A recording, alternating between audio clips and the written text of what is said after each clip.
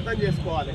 అయ్యా, మీ 8 మంది ఇళ్లలో ఉన్నటువంటి పిల్లలకు ఇటువంటి ఘటన జరిగితే దిశ ఘటనలో ఎన్కౌంటర్ చేసినట్టు మా వాళ్ళని చేయకపోదురా? ఎన్కౌంటర్ లేవు మా వాళ్లకు. ఇవాళ వాళ్ళు చంపితేనేమో కూర్చోబెట్టి బిర్యానీలు తినిపిస్తా ఉన్నారు. ఇది మేము తేల్చుకోవడానికి సిద్ధంగా ఉన్నాం.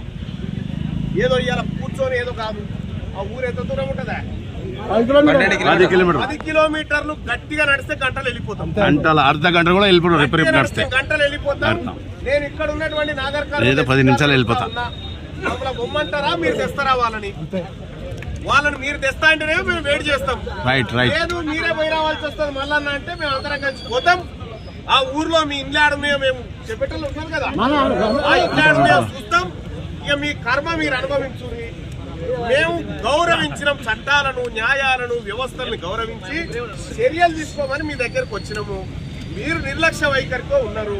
మీరు నిర్లక్ష్య వైఖరితో ఉండి మా ప్రజలను ఇబ్బంది పెడతా ఉన్నారు.